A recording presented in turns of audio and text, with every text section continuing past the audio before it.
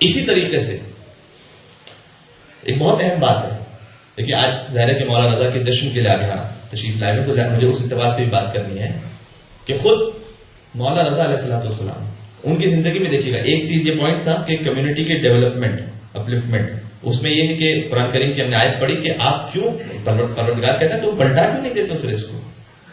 مولانا رضا علیہ السلام کی زندگی میں ہم سب صرف مشہد کے بارے میں زیادہ تصور رکھتے ہیں، لیکن امام کی زندگی کے فقط 3 سال مشہد میں گزرے ہیں، اس سے پہلے سارے مدینہ منورہ میں گزرے ہیں. اور اس میں مولا نے خاص مدینہ منورہ میں جو خطبات ارشاد فرمائے ہیں اس کا موضوع ہی یہی ہے کہ کسی معاشرے یا سوسائٹی کو یا کمیونٹی کو کیسے ڈیولپ کیا جائے. اس میں مثلا امام کا پورا خطبہ ہے کلینلنس پر، صفائی پر، یعنی امام نے باقاعدہ اس پہ اصرار فرمایا ہے کہ تم اپنے پرسنل باڈی کی بھی اور اپنے گھر کی بھی اور اپنے احاطے کی بھی اسے صاف رکھو. اس میں پورا خطبہ دیا ہے مولا نے، اور خطبہ کتاب میں موجود ہے. گھر تو انشاءاللہ سب صاف رکھتے ہیں، لیکن کیا امام بارگاہ صاف کرنا فقط کمیٹی ممبرز کی ذمہ داری ہے یا ہم سب کی ذمہ داری ہے؟ اگر کوئی کام آ جائے، اگر مثال کے طور پر کہیں پر میرے گھر پہ کوئی کچرا رکھا ہوا ہو، ٹھیک ہے، تو میں اسے اٹھاؤں گا یا نہیں اٹھاؤں گا؟ میں اٹھاؤں گا. تو اگر امام بارگاہ کیا مولا کا گھر میرے گھر جیسا برابر بھی نہیں تو وہ ہم سب کی ذمہ داری ہے. امام نے پورا خطبہ اس پہ ارشاد فرمایا. ایک خطبہ اس پہ ارشاد فرمایا کہ کمیونٹی کا سب سے بدتر انسان وہ ہے کہ جس کا کوئی فائدہ اس کی کمیونٹی کو نہ پہنچ سکے. یہ امام رضا علیہ السلام کی حدیث ہے، مدینہ منورہ میں خطبہ ارشاد فرمایا اس پہ پورا کا سب سے پست اور بدتر انسان وہ جس کا کوئی فائدہ اس کی کمیونٹی کو نہ پہنچ سکے. کچھ لوگ ہوتے ہیں کہ جو خالی کمپلین کرنا چاہتے ہیں. ظاہر میں بہت زیادہ خطبہ کہتے ہیں جب پہلی مجلس ہو تو ہاتھ ذرا ہولا رکھا کرو، تو ہاتھ بالکل ہلکا رکھنا چاہتا ہوں. ظاہر ہے کہ مولا کے نام پہ ایک صلوات پڑھتے ہیں انشاءاللہ.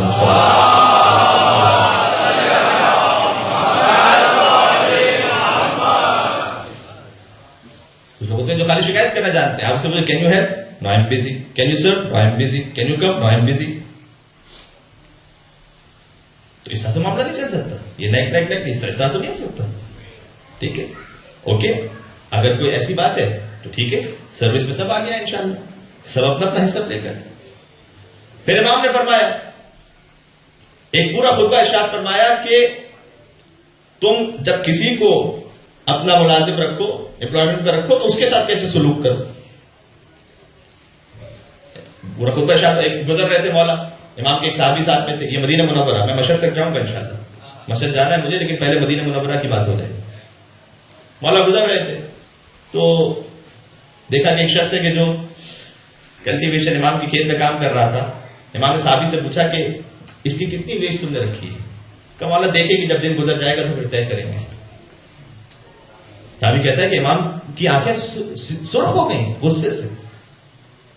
کہا میں نے کیا تم سے نہیں کہا تھا کہ جب کسی کو رکھو تو طے کر لیا کرو کہ اسے کتنا معاوضہ دیا جائے گا؟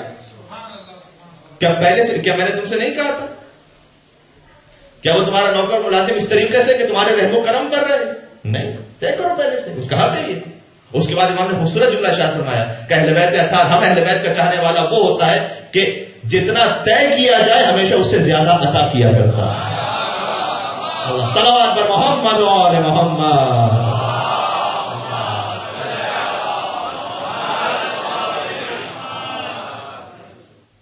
اچھا، یہ ایک طرف بات ہے باسز سے معذرت کے ساتھ جتنے تشریف فرمائے آپ پر سے کہ ان کے جتنے انڈر میں کام کرنے والے انہیں پکڑ نہ لیں کہ مولانا نے یہ کہا تھا دیکھیے. تو دوسری طرف سے دوسری ذمہ جو کام کرنے والا ہے اس کے جو ڈیوٹی آورز ہے اس کو فیس بک پہ بیٹھنے کی اجازت نہیں ہے. اس ٹائم شرن جائز نہیں ہے اس کے لیے. اس نے وقت اپنا دیا ہوا اس کے لیے. جناب ٹویٹر پہ اپلوڈ ہو رہا ہے، فیس بک پہ اپلوڈ ہو رہا ہے، پتا نہیں کیا کیا کچھ ہو رہا ہے، بہت سمجھ رہے کہ کام کر رہا ہے. میں پاکستان کی بات بتا رہا ہوں، نہیں مجھے نہیں پتا یہاں پہ کیا ہوتا ہے. تو وہ دو طرفہ امام کی زندگی گزری ہے. اچھا، اس زندگی کو جو 55 سالہ زندگی ہے اس کو آپ 2 حصوں میں ڈیوائڈ کر سکتے ہیں. 35 برس وہ ہیں کہ جب تک ساتویں امام حیات تھے، ساتویں امام کی امامت کا زمانہ ہے. اس کے بعد 20 سال وہ ہیں کہ جو خود مولانا رضا کی امامت کا زمانہ ہے. اس 20 سال میں سے بھی 17 سال امام نے مدینہ میں گزارے، 17 ایئر گزارے ہیں، اور 3 سال پھر اس کے بعد امام بشر تشریف لے گئے اور وہاں جا کر اچھا کیوں مشہد تشریف لے گئے؟ بس یہاں سے کیوں مشہد تشریف لے گئے مولانا؟ مامون الرشید چاہے کتنا ہی دشمن اہل بیت کیوں نہ ہو، شیخ عباس قمی نے بھی لکھا ہے احسن المقال میں، شیخ عباس قمی جو مفاد الجنان کے رائٹر ہیں، انہوں نے لکھا ہے کہ اس کے دربار میں بہت سارے علماء بیٹھے رہتے تھے، اب وہ درباری مولوی ہو یا کچھ بھی ہو، لیکن بہرحال علم دوست بادشاہ مشہور ہے وہ تاریخ میں۔ اس کے پاس یہودی علماء بھی ہوتے تھے، وہ عیسائی علماء بھی ہوتے تھے، اور ابھی جیسے یہاں پر شاعری میں ذکر بھی کیا گیا ہے۔ اور ایک سوال شیخ عباس قمی لکھتے ہیں کہ ایک سوال جب مامون الرشید نے پوچھا شرعی مسئلہ اور کسی عالم کو جواب نہیں آ رہا، تو ایک عالم اٹھا، اس نے کہا کہ میں جواب دیتا ہوں۔ اس کے جواب سے مامون جب مطمئن ہو گیا تو اسے 6000 دینار مامون نے دیے۔ شیخ عباس قمی اس کے بعد ازراہ مزاح نیچے لکھتے ہیں کہ ایک وہ زمانہ تھا کہ جب ایک شرعی مسئلے پر 6000 دینار مل جاتے تھے، اب 6000 مسئلے بھی بیان کرو تو 1 دینار بھی نہیں ملتا۔ اچھا ایسے محسوس نہیں کیجیے گا، جشن ہے اس لیے ساری باتیں سنا رہا ہوں، آپ تھوڑا ہنستے رہیں۔ ایک عیسائی آگے کرسچن، وقت میرے پاس چونکہ محدود ہے اور عام طور پر دیکھیے جو مجھے ویسے میرا طریقہ یہ کہ 50 منٹ دی جاتے تو میں کچھ کرتا ہوں 45 منٹ کر لوں، بھائی زیادہ زحمت نہ دوں، اس لیے کہ تڑپ باقی رہے یہ زیادہ اہم ہے کہ انشاءاللہ بعد میں آنے کا بھی جذبہ رہے۔ تو مجھے ظاہر ہے کوئی شوق نہیں کہ بہت زیادہ بولتا رہوں، انشاءاللہ آپ کا جذبہ باقی رہنا چاہیے۔ مامون کے دربار میں وہ کرسچن آتا ہے اور کرسچن نے آ کر 200 علماء بیٹھے ہوئے تھے اور اس نے آ کر مامون کو چیلنج کیا اور 200 علماء کو چیلنج کیا، امام مدینہ منورہ میں چیلنج کیا کہ میں ایک سوال لے کر آیا ہوں اور کوئی سوال کا جواب دے دیں تو ٹھیک ہے میں مسلمان ہو جاؤں گا، اور اگر نہ دے سکو تو تم عیسائی ہو جاؤ۔ اور میرا سوال یہ ہے کہ سمپل سی لاجک کہ یہ بتاؤ کہ کیا تم عیسیٰ کو مانتے ہو یا نہیں مانتے؟ کون مسلمان کے کام نہیں مانتے؟ بالکل مانتے، حضرت عیسیٰ کو مانتے ہیں۔ کہا اچھا تو میں عیسیٰ کو مانتا ہوں لیکن محمد مصطفیٰ کو نہیں مانتا میں، تو اس پر دونوں اتفاق کر لیں جسے دونوں مانتے ہوں، یا اس پہ جھگڑا کریں جسے ایک مانتا ہو ایک نہ مانتا ہو؟ تو بہتر یہ نہیں کہ جسے دونوں مانتے ہیں اس پہ کنسنسس کریں، تم بھی عیسیٰ کو مانتے ہم بھی عیسیٰ کو مانتے ہیں، تو یہاں تو رک جاتے ہیں۔ جو ڈسپیوٹڈ نعوذ باللہ من ذالک اس کی زبان کہہ رہا ہوں، جس میں ڈسپیوٹ ہے اس کے بارے میں کیوں بحث کریں؟ جس پہ دونوں مانتے ہیں اس پہ جمع ہو جاتے ہیں۔ اچھا اس کے بعد کہ یہ بتاؤ کہ عیسیٰ زندہ ہے یا انتقال فرما گئے؟ اب مسلمانوں کے حضرت عیسیٰ حیات ہے، حضرت عیسیٰ تو حیات ہے، اور ختمی مرتبت کے بارے میں زبان میں کہہ رہا ہوں، ختمی مرتبت کے بارے میں کیا ہے؟ محمد مصطفیٰ کے بارے میں کہ وہ وصال فرما گئے، کہ تو پھر اسے مان لیں گے جو زندہ ہو یا اسے مان لیں جو دنیا سے جا چکا ہو؟ ٹھیک ہے، اچھا سوال بظاہر بڑا لاجیکل ہے، بات تو ٹھیک ہے۔ تو مامون بڑا 200 کی طرف علماء کی طرف کیا جواب دیجیے؟ انہوں نے کہا کہ ہمیں 3 دن کی تو مہلت دے دیں، مجھے سوال بڑا سخت ہے یہ، تو 3 دن کی ہمیں مہلت دے دیں، ہم میٹنگ کریں گے، میٹنگ کے بعد آ کے بتا دیں گے۔ 3 دن کے لیے محفل برخاست ہو گئی، تیسرے دن پھر سب جمع ہوئے، مامون اپنے تخت پہ بیٹھا، 200 علماء اس طرف بیٹھے، وہ ایک اکیلا اس طرف بیٹھا، اکیلا ہے 200 علماء کے سامنے کھڑا ہوا۔ اس نے کہا کہ مامون نے پوچھا جواب دے کر آئے؟ کہا کہ ہاں جواب لائے ہیں۔ کہ کیا جواب ہے؟ کہ حضور یہ شخص مسلمانوں کو گمراہ کر رہا ہے لہذا واجب القتل ہے۔ جواب لے کر آئے، یہ گمراہ کر رہا ہے نا مسلمانوں کو، جو مسلمانوں کو گمراہ کرے واجب القتل ہے، تو اسے قتل کر دیا جائے فوراً، اس کی سزا قتل ہے۔ تب مامون نے جو کچھ ان درباری مولویوں سے کہا وہ اس لائق نہیں کہ میں ممبر سے دوہرا سکوں، جو کچھ ان سے کہا وہ جا کے جسے پڑھتا ہو وہ ہسٹری کتابوں میں دیکھ لیں کہ مامون کس قدر غصے میں کیا کچھ کہا انہیں، لیکن اتنا ہمیں سمجھ میں آ گیا، غور فرمائیے گا کہ اگر کوئی دلیل دے اور اس کے مقابلے میں جواب نہ مل سکے تو قتل کر دینا یہ پرانی ہی سنت چلی آ رہی ہے۔ شاید میری بات پہنچ سکے، وہ ہو یا آج ان کی اولاد، صلوات کرو محمد محمد۔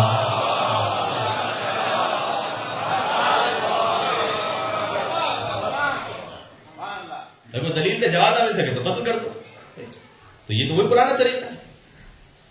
اس کے بعد ماموں محفل برخاست ہو گئی، ظاہر ہے کہ اس کا جواب نہیں مل سکا، اور اس نے کھڑے ہو کر یہ کہا کہ قیامت کے دن سب کے سامنے اعلان کروں گا کہ میرا مذہب سچا تھا.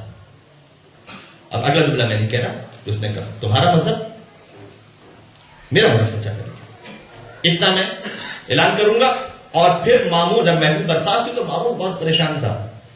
تو وزیر طرف سے آگے کہا کہ حضور کیا پریشانی کی بات ہے؟ کہا اس لیے کہ اگر یہ دلیل بغیر جواب کے پھیل جائے تو ظاہر ہے کہ یہ کیا بنے، انہیں اسلام سے کوئی دلچسپی نہیں. مامون کس طرح سے پیدا ہوا تھا وہ ممبر سے میں بول بھی نہیں سکتا. تاریخ میں لکھا ہوا کہ ہارون رشید نے کیا کچھ کیا تھا جب زبیدہ کے ساتھ وہ شطرنج کھیل رہا تھا، اور پھر اس کے بعد محل میں کیا کچھ ہوتا رہا وہ اس لائف نہیں کہ میں ممبر سے بیان کر سکوں. اور یہ اپنے بھائی کو قتل کر کے یہاں تک پہنچا تھا. کیا کچھ اس نے کیا ہے جو مظالم ڈھائے وہ بیان سے باہر ہے، میں بیان نہیں کر سکتا. لہٰذا اسے اسلام سے دلچسپی نہیں، اسے اسلام سے کیا لینا تھا. لیکن چونکہ یہ مشہور ہے خلیفۃ المسلمین کے نام سے، جو مسلمانوں کا خلیفہ، تو اگر اسلام نہ رہے تو پھر کیسا خلیفہ؟ لہذا اسے اپنی خلافت کی فکر ہے، اسلام کی فکر نہیں.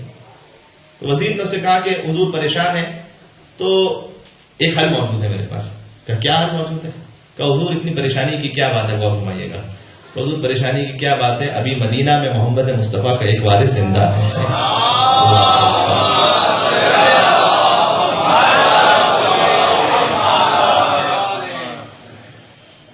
انہیں طلب فرمائیے.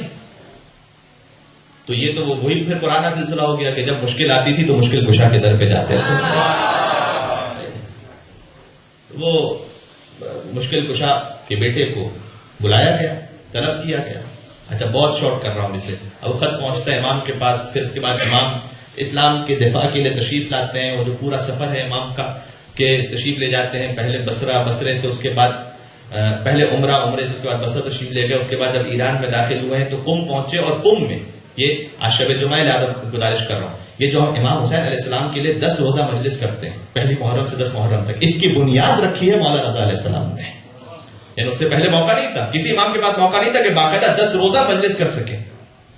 واقعات ہیں چوتھے امام کے، چھٹے امام کے. چھٹے امام مثال کے طور پر ایک شاعر کو بلایا گیا، تم نے میرے جد کا مرثیہ کہا ہے تو بیان کرو. لیکن وہ ایک دن باقاعدہ پہلی محرم سے 10 محرم تک قم میں مولانا رضا علیہ السلام نے مجلس ادا برپا کی امام حسین علیہ السلام کی. محرم کا مہینہ تھا. اس کے بعد پھر مولا کا سفر آگے بڑھا اور مولا تشریف لے جاتے ہیں مشہد. مشہد پہنچنے سے پہلے نیشاپور پہنچے. نیشاپور میں مولا نے قیام کیا، پروردگار آپ کو بار بار لے کر جائے وہاں پر. وہاں پر مولا کی قدم گاہ موجود ہے، قدموں کے نشان موجود ہیں وہاں پر. جب مولا وہاں سے گزرے تو مولا کو بتلایا گیا کہ کچھ آتش پرست مجوسی، آگ کی پرستش کرنے والے، وہ یہاں پر رہتے ہیں اور یہ آگ جلاتے ہیں پتھر پر اور اس کے سامنے سجدہ کرتے ہیں. امام تشریف لے جاتے ہیں، اس پتھر پر مولا کے قدم مبارک آ گئے، اور قدم مبارک آنے کے بعد اس پتھر نے مولا کے قدموں کے نشان کو قبول کر لیا. اس بات کو سمجھانے کے لیے کہ وہ خدا کیسے ہو سکتا ہے کہ جس پر کسی بندے کے قدم آ جائیں اور قدموں کے نشان سخت ہو جائیں. یہ مولا کا معجزہ وہاں پر ظاہر ہوا. اس کے بعد مولا نے نماز ظہر کا وقت تھا تو پھر مولا نے ارشاد فرمایا کہ وضو کے لیے پانی لایا جائے. تو ایک شخص دور جانے لگا تو مولا نے کہا کہ کیوں دور جا رہا؟ مولا یہاں پہ کوئی چشمہ نہیں ہے اور یہاں پہ بہت دور سے پانی لایا جاتا ہے. امام نے اپنے قدم مبارک سے اشارہ کیا اور نیشاپور کی سرزمین پر وہ چشمہ جاری ہوا جو آج تک موجود ہے.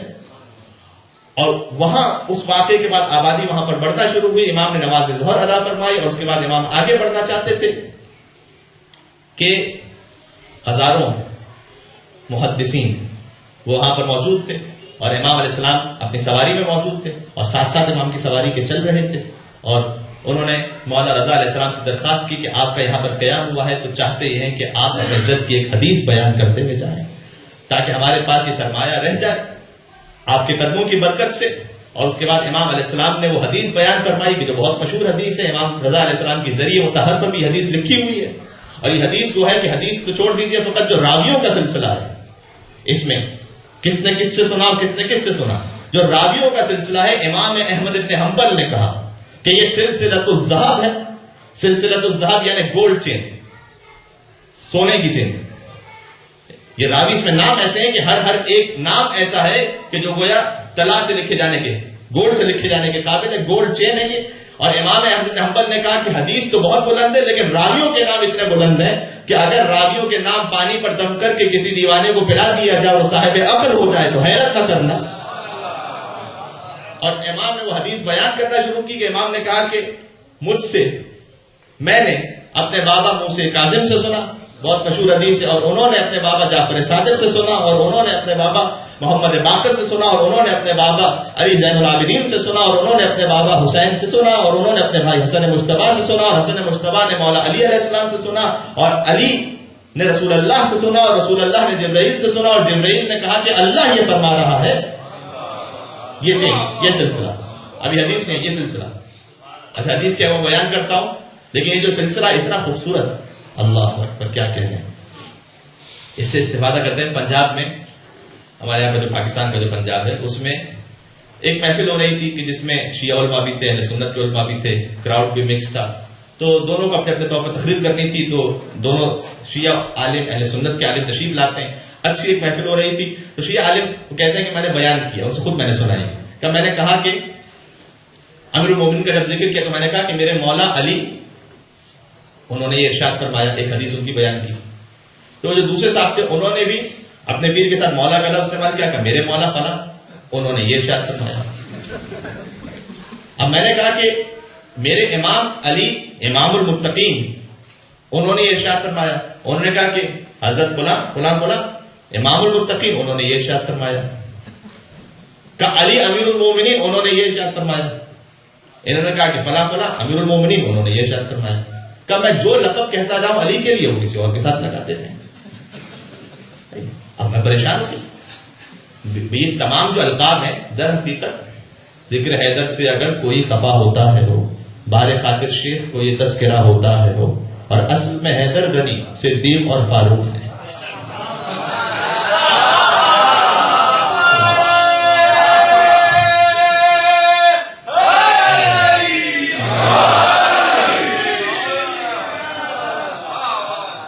یہ تو وہ القاب ہے جو رسول اللہ نے امیر المومنین کو عطا فرمائے تھے کہ انت صدیق الاکبر، تم سب سے زیادہ سچ بولنے والے۔ ذکر حیدر سے اگر کوئی خفا ہوتا ہے ہو، بار خاطر شیخ کو یہ تذکرہ ہوتا ہے ہو، اور اصل میں حیدر غنی صدیق اور فاروق ہیں، خوش کوئی القاب لے کر دوسرا ہوتا ہے۔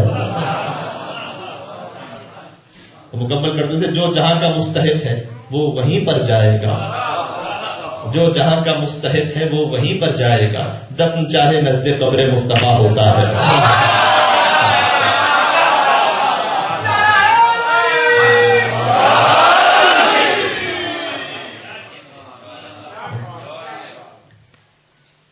اچھا وہ عالم کہتے ہیں کہ میں پریشان ہو گیا کہ کیا بات ہے، میں جو لقب کہوں یہ ساتھ میں وہ لقب، میں جو صفت کہوں ساتھ میں یہ صفت۔ تو میں نے کہا کہ اے مولا مشکل کشا، آپ ہی میری مدد فرمائیے، کوئی ایسا لفظ، کوئی آپ کی ایسی صفت، کوئی ایسی خصوصیت ظاہر ہو جائے میری زبان پر کہ یہ کہہ نہ سکے، اسے ریپیٹ نہ کر سکے۔ اب میں کہوں گا کہ شجاع علی تو وہ بھی کہیں گے شجاع فلاں، میں کہوں گا سخی علی تو وہ بھی کہیں گے سخی فلاں، تو کوئی ایک ایسی صفت مولا میری زبان پہ جاری کرواتے ہیں کہ وہ کہہ نہ سکے، ریپیٹ نہ کر سکے۔ تو مولا نے ایسی مدد کی، میں نے جانب دیکھا اور میں نے مولا رضا کی حدیث سلسلۃ الذہب سے استفادہ کرتے ہوئے اس سے دیکھا، اور میں نے کہا کہ میرے مولا وہ ہیں کہ مولا رضا ابن موسیٰ کاظم، ابن جعفر صادق، ابن محمد باقر، ابن علی زین العابدین، ابن حسین، ابن علی، ابن ابی طالب۔ پھر کہا تو بھی ذرا سلسلہ بیان کرنا۔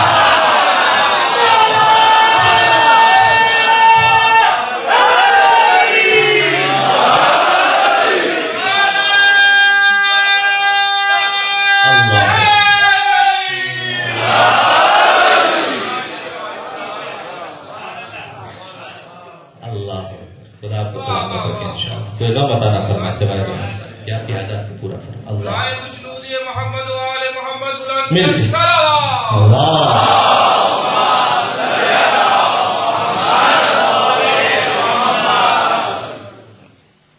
امام نے ایک پورا سلسلہ بیان فرمایا اور اس کے بعد کہا اللہ، حدیث قدسی بیان فرمایا، اللہ یہ بیان فرما رہا ہے کہ کلمۃ لا الہ الا اللہ اسمی، یہ بھی اپنے شاعری میں سنا کہ لا الہ الا اللہ میرا قلعہ ہے جو اس میں داخل ہو گیا اور عذاب سے محفوظ ہو گیا۔ اس کے بعد امام نے اپنے محمل کو گرا دیا، کچھ آگے بڑھے، اس کے بعد پھر محمل کا پردہ اٹھایا، ولیکن بشرطہا و شروطہا، لیکن لا الہ الا اللہ بچائے گا کچھ شرطوں کے ساتھ، کچھ شرائط کے ساتھ، وانا من شروطہا، ان شرطوں کی ایک شرط میں ہوں، جب تک علی رضا کی امامت پر یقین نہ رکھو لا الہ الا اللہ بچا نہیں سکتا۔ اور پھر امام نیشاپور سے ہوتے ہوئے تشریف لے جاتے ہیں مشہد مقدس. مولا جب تشریف لے گئے تو ولی عہدی پہ پڑھنا چاہتا تھا، لیکن اس وقت بالکل وقت نہیں رہا کہ میں آگے پڑھ سکوں. ایک نقطہ چونکہ اس کے بعد اور بیان کرنا ہے مجھے، وہ زیادہ اہم ہے شب جمعہ کے اعتبار سے. انشاءاللہ ولی عہدی پہ کبھی اور بات کریں گے کہ امام نے کیوں ولی عہدی قبول فرمائی تھی اور کیا مسائل تھے اس وقت. امام تشریف لے جاتے ہیں اور پھر وہ دربار سجا. میں آپ کو ریلیٹ کر دوں کہاں سے بات شروع ہوئی تھی ہماری. مامون الرشید کے دربار میں وہ کرسچن موجود ہیں. اس نے سوال کیا کہ جو لاجواب ہے، کوئی جواب نہیں دے سکا. اور پھر دربار جو سجدہ ہے مامون رشید کا کہ 200 علماء اس طرح وہ بیٹھے ہوئے تھے، وہ کرسچن کو پھر بلایا گیا. مامون کا جو تخت تھا اس کے ساتھ امام رضا علیہ السلام کی مسند کو رکھا گیا کہ مولا آپ یہاں تشریف رکھیں. فرزند رسول وہاں تشریف فرماتے اور مامون نے کہا اب پوچھ. اس نے کہا ان سے پوچھو، ان 200 سے. کہ ان سے نہیں، اب ان سے پوچھ. اور آپ کے جذبہ ولا کی خاطر امام نے اس کی جانب دیکھا اور مسکرا کر کہا سلونی سلونی قبل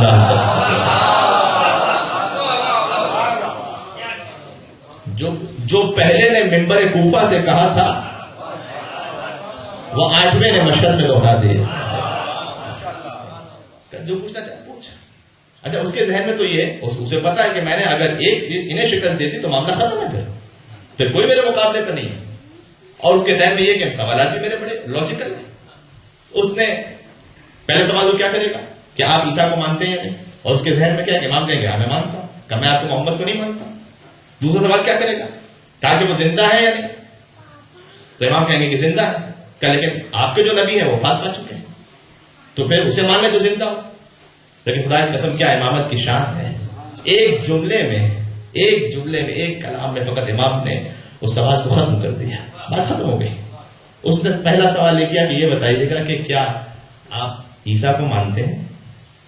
امام نے کہا کہ ہاں میں اس عیسیٰ کو مانتا ہوں جو محمد رسول اللہ کی رسالت کی خوشخبری لے کر آئے تھے.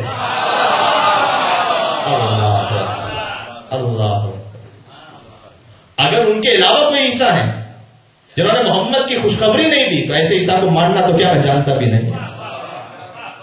پھر امام نے اس کی جانب دیکھا کیا تو چاہتا ہے کہ جو بغیر تحریف شدہ انجیل ہے اس سے میں آیتیں پڑھ کے سنا دوں کہ عیسیٰ کہاں کہاں خوشخبری دے کر گئے تھے محمد مصطفیٰ کی.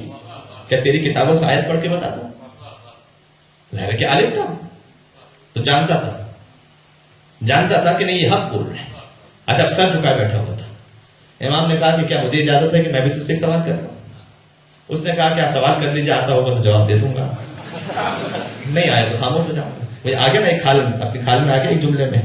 تو امام نے اس سے کہا کہ اچھا یہ بتا کہ کیا عیسیٰ نمازیں نہیں پڑھتے تھے؟ تو کیا بات کر دی آپ نے؟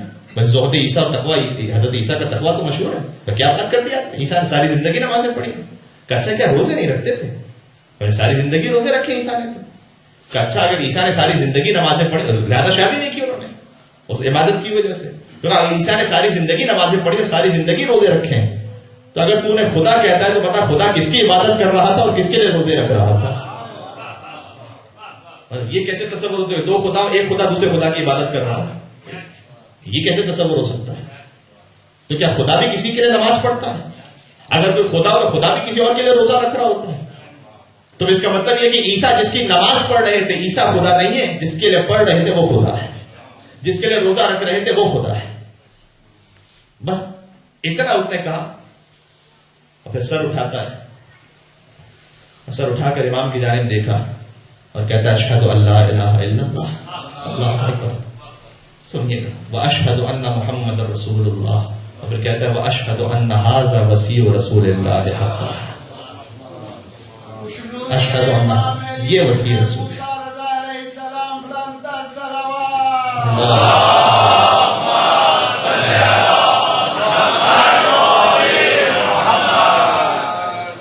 یہ وصی رسول. مامون کے دربار میں امام کا کلمہ پڑھ بیٹھا. تو اب وہ مصلحت بھی سمجھ میں آتی ہے. اگر علماء کرام نے اپنی کتابوں میں لکھا ہے کہ مولا رضا علیہ السلام کی ہجرت مدینہ منورہ سے مشہد مقدس کی طرف، یہ ہجرت ویسی ہی اہم ہے جیسی حسین ابن علی کی ہجرت مدینہ منورہ سے کربلا معاملہ تھا. اگر امام کی ہجرت نہ ہوتی مامون کے دربار میں اسلام ختم ہو چکا ہوتا. پھر ایک یہودی کا مناظرہ ہے، وہ وقت نہیں کہ میں پیش کر سکوں. انٹرنیٹ پر آپ جا کے دیکھیے سب کچھ موجود ہے. کتنے فلسفی آتے ہیں امام اسلام دفاع فرماتے رہے, اور جب امام کی شان و شوکت بڑھتی چلی گئی. چونکہ اب ولادت کا جشن ہے, فی الحال میں مسائل کی طرف نہیں جاؤں گا, لیکن شب جمعہ بھی ہے ساتھ میں, تو میں مولا کا اس انداز سے ذکر کر کے اختتام کرنا چاہتا ہوں کہ مولا کو جب زہر دے دیا گیا, تو انگور میں زہر دیا گیا اور سب جانتے ہیں. مامون نے کہا کہ کچھ اور نوش فرمائیے. امام نے کہا کہ جو تو چاہتا ہے اس کے لیے اتنے ہی کافی ہے.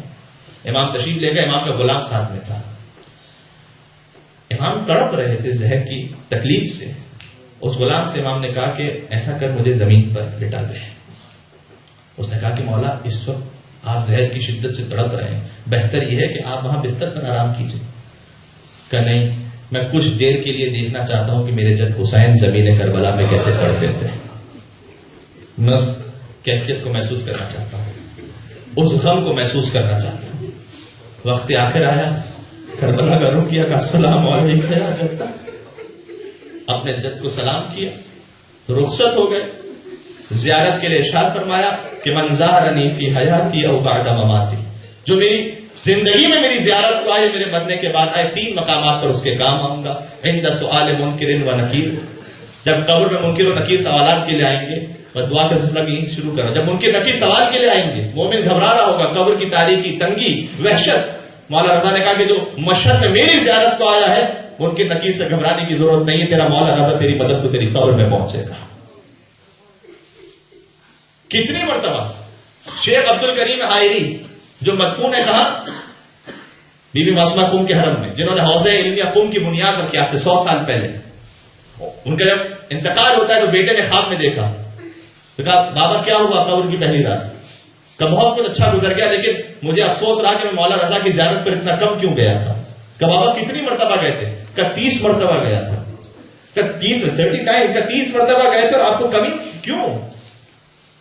کہ اس لیے کہ میں مولا رضا کی زیارت پر 30 مرتبہ گیا تھا, قبر کی پہلی رات مولا رضا 30 مرتبہ میری قبر میں تشریف لائے تھے.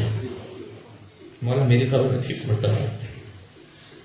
کیا جب ممکن نکیر سوال کے لیے آئیں گے, میں مدد پاؤں گا. وعند الصراط, پہلے تو وعند المیزان, جب نامہ اعمال تولے جا رہے ہوں گے, مولا رضا نے کہا جو میرا ظاہر ہے میں مدد پاؤں. وعند الصراط, بولے صراط بال سے زیادہ باریک ہے, بال سے زیادہ تیز, آنکھ سے زیادہ گرم. مومن گزر رہا ہوگا, قدم اگر ذرا پھسلیں گے, مولا رضا نے کہا کہ جو میرا ظاہر ہے میں اس کی مدد کے لیے پورے صراط پہ پہنچوں گا. یہ مولا کی زیارت کی برکت ہے.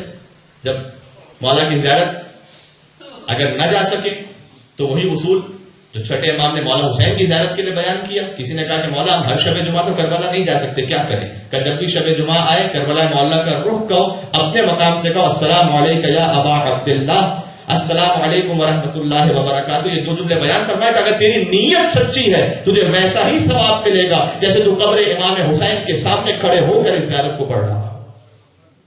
نیت خالص ہے تیری. تو مولا رضا کی زیارت پر اے مولا کبھی وہ وقت بھی آئے کہ جب آپ کا جشن ہو اور آپ کی زری سامنے ہو, مولا اس وقت آپ کا جشن منائے, وہاں آپ کے گنبد کو دیکھیں, وہاں آپ کی زری کو دیکھیں, وہاں عرض ارادت, عرض عقیدت پیش کریں. لیکن یہیں سے آپ پکارنا ہے ہمیں, تو ایسے تصور کیجئے کہ جیسے آپ یہاں پنجتن سوسائٹی کی امام بارگاہ میں نہیں بیٹھے ہوئے. تصور کیجئے گا کچھ دیر کے لیے اگر مولا رضا کی زری سامنے ہو تو کیسے بیٹھیں گے. کیوں یہ میں نے کیوں جملہ کہا؟ اس لیے کہ مولا کی زیارت میں اشہد انک ترون مقامی وتسمعون کلامی وتردون سلامی, مولا میں گواہی دیتا ہوں آپ میرے مقام کو دیکھ رہے ہیں, میں جہاں کہیں پہ. وتسمعون کلامی, مولا میں گواہی دیتا ہوں میرے کلام کو سن رہے ہیں. وتردون سلامی, اور مولا میں گواہی دیتا ہوں جب میں آپ کو سلام کرتا ہوں تو آپ سلام کا جواب دیا کرتے ہیں. مولا رضا یہ زیارت کا جملہ ہے, یعنی جب آپ کہتے ہیں السلام علیکم یا غریب الغرباء, مولا کی جانب سے جواب آتا ہے مجھے اور آپ کو. خدا کی قسم خوش قسمت ہے وہ کان جو مولا کی آواز کو سن سکے. جواب تو سب کو دیتے ہیں مولا, اس لیے یہ تصور کیجئے کہ جیسے آپ سلام کریں گے مولا جواب دیں گے آپ کو, کیونکہ مولا نے زیارت میں وعدہ کیا ہے. اچھا جب مولا کی خدمت میں جائیں تو کس کا واسطہ, کس کا وسیلہ پیش کریں؟ آج شب جمعہ گناہوں کو یاد کرنے کی رات بھی تو ہے نا. مولا رضا کی زیارت کے بعد, مولا کی زیارت کے بعد ہی ایک جملہ ہے سیدی, اے میرے مولا لو علمت الارض بالذنوب لساخت بی, اگر زمین کو میرے گناہوں کا پتہ چل جائے نا مولا تو زمین مجھے نگل لے گی.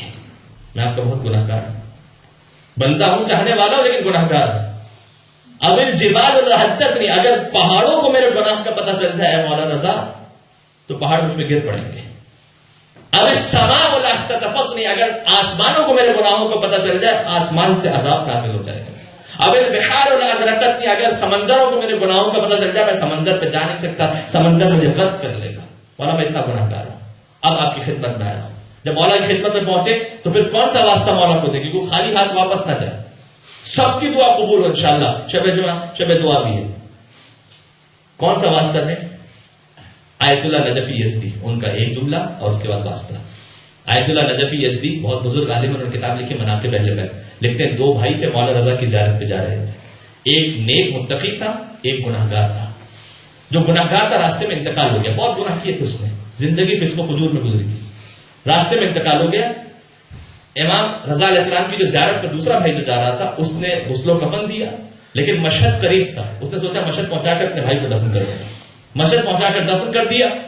دفن کرنے کے بعد سوچ رہا تھا کہ مولا وہ گناہگار بھائی تھا، نہیں معلوم کس عذاب میں ہوگا، تو مولا آپ شفاعت فرما دیجیے. ایک دن خواب میں دیکھا اپنے بھائی کو، دیکھا جنت میں اور بہت اچھے مقام پر ہے. تو اس سے سوال کیا کہ تجھے تو یہاں نہیں ہونا چاہیے تھا. کہا کہ ہاں تو نے ٹھیک کہا. کہ جیسے ہی میری موت ہوئی میں اتنا گناہگار تھا کہ آگ نے مجھے چاروں طرف سے گھیر لیا تھا، میں آگ میں چل رہا تھا. کہ تو نے مجھے غسل کے لیے لٹایا، پانی ڈالنا چاہا، میں نے سوچا پانی آئے گا تو آگ بجھ جائے گی. تجھے پانی محسوس ہو رہا تھا لیکن مجھے آگ کی طرح لگ رہا تھا. وہ پانی میرے لیے آگ بن گیا، آگ مزید بڑھ گئی. تو نے مجھے کفن پہنایا، کفن آگ کا ہو گیا. تابوت میں ڈالا، تابوت آگ کا ہو گیا. میں آگ میں چل رہا تھا. ابھی آپ نے دعا کو میں پڑھی ہے. مولا جی کہتے ہیں پروردگار مجھ سے دنیا کی چھوٹی آگ برداشت نہیں ہوتی تو میں قیامت کی بڑی آگ کیسے برداشت کر سکوں گا. کہ میں آگ میں جل رہا تھا اور میں تڑپ رہا تھا. میں تمہیں پکارتا تھا، تم سنتے نہیں تھے میری بات، یہاں تک کہ تم مجھے لے کر مشہد مقدس پہنچے. تصور کیجیے گا اس واقعے کو اپنے آپ پر. ہم میں سے کون ایسا ہے کہ جو گناہگار نہیں ہے؟ کیا تم مشہد لے کے پہنچے مجھے؟ اس نے کیا تھا کہ دفن کرنے سے پہلے مولا کی زری کا ایک طواف کروایا تھا، پھر دفن کیا تھا. کہ جیسے ہی تم مشہد پہنچے اور مولا کی زری کے سامنے پہنچے وہ آگ بجھ گئی، ختم ہو گئی. اور میں نے دیکھا ہزاروں زائرین ہیں جو مولا کی زیارت پر ہیں. اچھا جو مر جاتا ہے اس کی نگاہوں سے حجاب اللہ ہٹا لیتا ہے تو بہت کچھ وہ دیکھ سکتا ہے وہ جو زندہ نہیں دیکھ سکتا. میں نے دیکھا کہ مولا رضا خود بنفس نفیس زری پہ تشریف فرما ہے اور ہر ایک مولا کو سلام کر رہا ہے، مولا سے دعائیں مانگ رہے ہیں. ایک بزرگ ہستی حضرت خضر علیہ السلام وہ بھی مولا کی زیارت پر آئے ہوئے تھے. انہوں نے مجھ سے یہ کہا کہ اے شخص یہ تو نہ سمجھنا کہ یہ آگ ہمیشہ کے لیے بجھ گئی ہے، تو بہت گناہ گار ہے، تیری آگ فقط مولا کے احترام میں بجھی ہے کیونکہ تو مولا کے سامنے ہے نا. ابھی جب تو یہاں سے باہر جائے گا تو یہ آگ پھر شروع ہو جائے گی. تو میں نے ان سے پوچھا کہ میں کیا کروں کہ میں عذاب سے بچ جاؤں. میں صاحب کو دوبارہ نہیں سہنا چاہتا، میں تڑپ رہا تھا. انہوں نے کہا کہ مولا شافع روز جزا ہے، تو مولا کو پکار تو مولا تجھے جواب دیں گے. مولا کی نگاہیں نیچے تھی. میں نے مولا کو پکار کر کہا، میں نے کہا یا غریب الغربا مولا، اے غریب الغربا مولا میں گناہ گار ہوں، میری شفاعت فرمائیے. میں اتنا گناہ گار تھا کہ مولا نے مجھے جواب نہیں دیا. مولا میں نے دوسری مرتبہ پکارا، اے مسکینوں کے آسرا مولا میری شفاعت فرمائیے. جواب نہیں دیا مولا نے. پہلا چکر پورا ہوا، دوسرا چکر پورا ہوا، آخر چکر میں رہ گیا تو میں گھبرا رہا تھا کہ میں باہر نکلوں گا یا آگ پھر شروع ہو جائے گی. میں نے اس بزرگ سے کہا میں مولا کو پکارتا ہوں، مولا مجھے جواب نہیں دیتے، میں بہت گناہ گار ہوں. اس بزرگ نے مجھ سے یہ کہا کہ ہاں میں جانتا ہوں، تو ایک واسطہ دے تو مولا کبھی رد نہیں کریں گے تجھے. کہ میں کون سا واسطہ دوں؟ بزرگ نے کہا کہ میں جانتا ہوں کہ مولا کو اپنی ماں فاطمہ زہرا سے بہت عقیدت.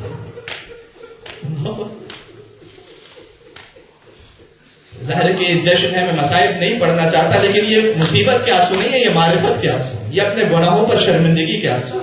کہ بی بی میں شرمندہ. اس نے دیکھا مولا کی طرف اور مولا کو دیکھ کر کہا کہ اے مولا میں تو بہت گناہ گار ہوں، قابل نہیں کہ آپ جواب دیں، لیکن آپ کو آپ کی ماں فاطمہ زہرا کا واسطہ ہے، مجھے خالی نہیں دیجیے گا. مولا کہتا مولا نے نگاہیں بلند کی، میری جانب دیکھا. میں نے دیکھا مولا کی آنکھوں سے آنسو جاری تھے اور مجھے دیکھ کر کہا کہ اے شخص تو میرے حرم میں آیا لیکن تو قابل نہیں تھا کہ میں تجھے معاف کرتا، لیکن میں کیا کروں، تو نے میری ماں کا نام میرے سامنے دے دیا. اس کے بعد کہتے مولا نے دعا کی کہ پروردگار اس نے میری ماں فاطمہ زہرا کو مجھے واسطہ دیا ہے، تو اسے ہر عذاب سے بچا لے. وہ عذاب میرا ختم ہو گیا. بس آج مولا کے فرش عذاب پر بیٹھ کر اپنی جانب سے آپ سب کی جانب سے اے مولا رضا میں اس قابل نہیں ہے کہ آپ شفاعت فرمائیے، لیکن آپ کو آپ کی ماں فاطمہ زہرا کا واسطہ۔ ظاہر سب سے پہلے دعا کرنی چاہیے گناہوں کی مغفرت کی، اے مولا سر پاک گناہوں سے لپٹا ہوا ہوں، اب اور جتنی حاجتیں ہیں، کسی کی رزق کی حاجت ہے، کسی کی کوئی نوکری کا مسئلہ ہے، کسی کے امتحانات ہیں، کسی کے گھر میں کوئی مسئلہ ہے، ہر ایک انسان اپنے آپ کو بہتر جانتا ہے، اور ظاہر اللہ نے رازوں کو پوشیدہ رکھا ہے۔ بہت سی حاجتیں ایسی ہوتی ہیں جو کسی کو کہہ نہیں سکتے، زبان پہ لا نہیں سکتے، لیکن اے مولا رضا آپ جاننے والے ہیں۔ شب جمعہ ہے، شب دعا بھی ہے، مولا رضا کا جشن بھی ہے، سب مل کر میں دعائے توسل پڑھوں گا مولا کے نام سے، مولا رضا علیہ السلام کے نام سے۔ یا وجیہ عند اللہ، اس کا مطلب کیا ہے؟ اے وہ کہ جو خدا کی بارگاہ میں حیثیت اور آبرو اور عزت رکھتے ہیں، اشفع لنا عند اللہ، مولا میری جو بھی حاجت ہے اب اللہ کی بارگاہ میں شفاعت کر دیجیے، میری حاجت پوری ہو جائے۔ برحمتك يا أرحم الراحمين، وصلى الله على محمد وآله الطاهرين۔